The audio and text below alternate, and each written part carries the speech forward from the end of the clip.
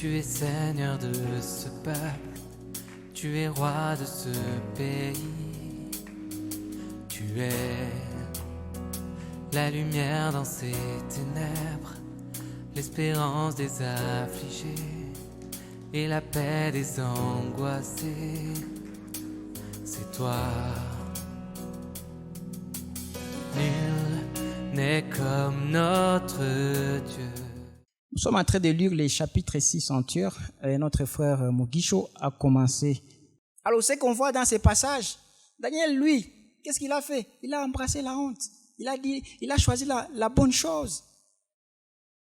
Il a été confronté dans ces passages, Daniel a été confronté au déchoix. Et les choix qu'on l'avait donné était de savoir, si tu ne pries pas, tu vas sauver ta vie.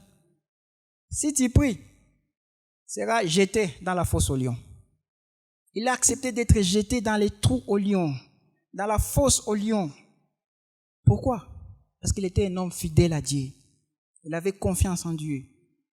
Il ne peut pas adorer d'autres statues.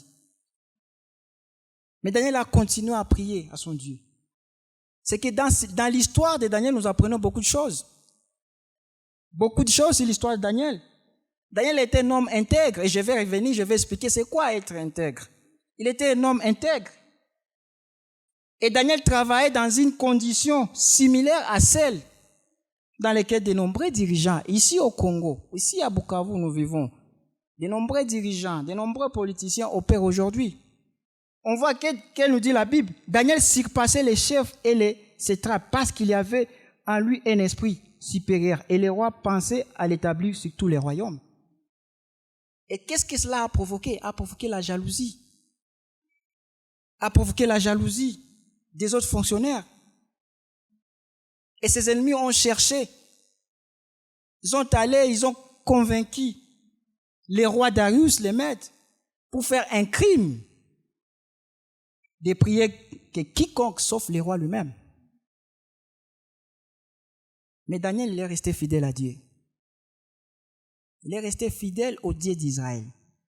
Pas seulement en parole, mais aussi en acte. Et ses ennemis ont essayé de l'attraper par la foi. Ses ennemis ont pensé que la foi de Daniel était faible, était sa faiblesse. Mais plutôt que c'est faux. C'est qu'on voit la foi de Daniel était sa plus grande force. Était sa plus grande force. Pourquoi la foi de Daniel était sa plus grande force? C'est parce qu'il a choisi, il a accepté d'embrasser la honte. Souvent ici à Bukavu, dans notre pays, parce que nous sommes au Congo, les gens pensent, si tu fais la bonne chose, tu seras rejeté. Mais bien sûr, les gens vont te rejeter, mais Dieu ne peut jamais te rejeter. Et on voit que Daniel, il a choisi de faire la bonne chose face à la mort, face à une menace d'une mort certaine. Il a choisi de faire la bonne chose. Et le roi Darius, il a observé. Il a observé quoi? La puissance de Dieu. Et ensuite, il a honoré Dieu. Et qu'est-ce qu'il a fait? Il a donné un décret que tout le monde dans son royaume devrait reconnaître que le Dieu de Daniel, comme le seul et unique Dieu vivant, on le voit dans le verset 26.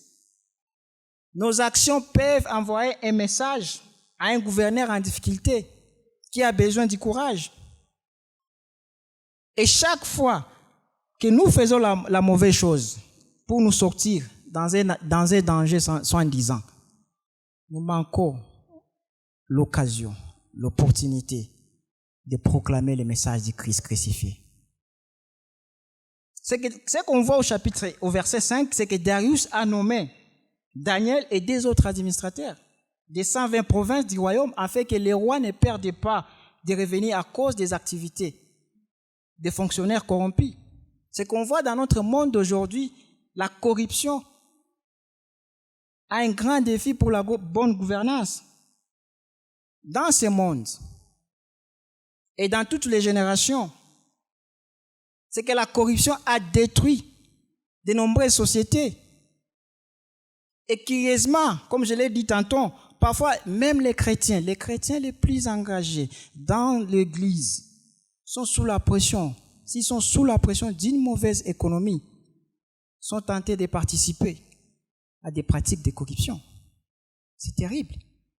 C'est terrible. Et Daniel, dans ce chapitre, il nous propose un modèle différent. Il nous propose un modèle différent. C'est qu'un chrétien, moi et vous, qui désire plaire à Dieu, peut vivre une vie d'intégrité et d'honnêteté, même dans les endroits les plus corrompus. Un chrétien doit vivre une vie d'intégrité et d'honnêteté, même dans les endroits les plus corrompus.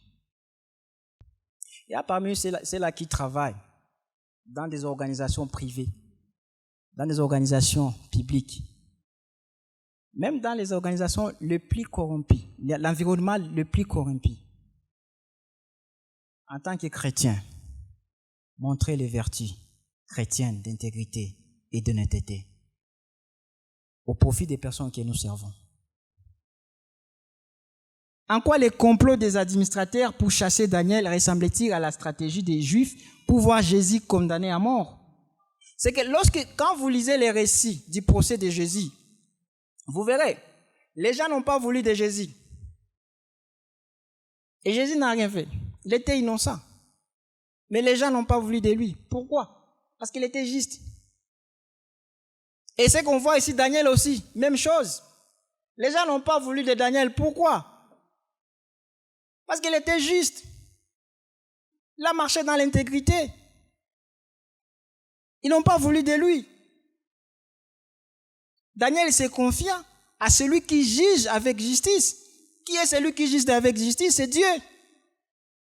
De même, Christ se confia à celui qui juge avec justice. Qui est celui qui juge avec justice? C'est Dieu. Daniel nous montre, bien que Daniel nous montre la délivrance de Daniel par Dieu du pouvoir des lions. Au verset 27, on le voit. C'est lui qui délivre, qui sauve et qui opère des signes et des prodiges dans le ciel et sur la terre. C'est lui qui délivre Daniel de la puissance des lions. Mais aussi dans ces passages, on voit la foi vaillante, on voit la foi courageuse de Daniel.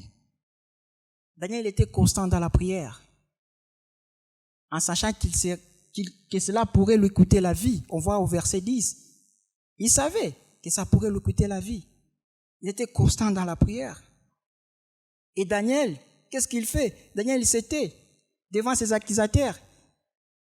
Est-ce qu'il a dit un mot? Non, il n'a rien dit. Il savait qu'il veut se mal écarter uniquement à cause de leur propre jalousie. Et il n'a rien dit. Il était jeté au lion. Mes chers frères et sœurs, Daniel est un type de Christ. Daniel est un type de Christ, de Jésus-Christ. Christ aussi, il était aussi faussement accusé par ceux qui voulaient mettre fin à sa vie. Et pourtant, au milieu de la souffrance, au milieu des tourbillons de fausses accusations, Jésus n'a rien dit. Jésus n'a rien injurié en retour. Mais au lieu de cela, qu'est-ce qu'il a fait? Jésus il a continué à se confier à celui qui juge avec justice. Il a continué à se confier à celui qui juge avec justice. Christ, il a accompli le salut pour nous. Christ, il a accompli le salut pour vous et moi. J'aimerais aussi ajouter que Christ, il est plus que Daniel. On a vu des similarités entre Daniel et Jésus. Mais Jésus, il est plus que Daniel. Pourquoi Jésus il est plus que Daniel? Parce qu'il a souffert pour nous. Il a souffert pour nous. C'est parce qu'il nous a sauvés. Et c'était par amour. On méritait la mort. On méritait d'être punis. Mais qu'est-ce que Christ a fait? Il a accepté de porter nos fardeaux. Il a accepté de porter nos péchés. Pour que moi et vous, nous soyons sauvés. Et là, on voit la bonne nouvelle pour nous. Nous voyons quelqu'un qui est mort pour nous. À cause de nos fautes, à cause de nos péchés. Et c'est une bonne nouvelle pour nous. C'est ça l'évangile pour nous. Frères et sœurs, en mettant notre foi en Dieu, en mettant notre foi en Christ, il intervient d'une manière ou d'une autre. Peut-être quand le monde autour de nous nous semble désespéré. Mais prenons un temps et réfléchissez un petit peu. Se rappeler les moments déjà traversés, des moments difficiles, et où vous êtes en sortie par l'intervention divine. Mais ça ne peut pas être le cas pour nous, comme on voit Daniel. Mais ça peut être une autre circonstance. Mais prenez un temps, calmement, raisonnez. Si vous arrivez de traverser le moment difficile dans votre vie comme Daniel, sachez toujours que Dieu sera avec vous.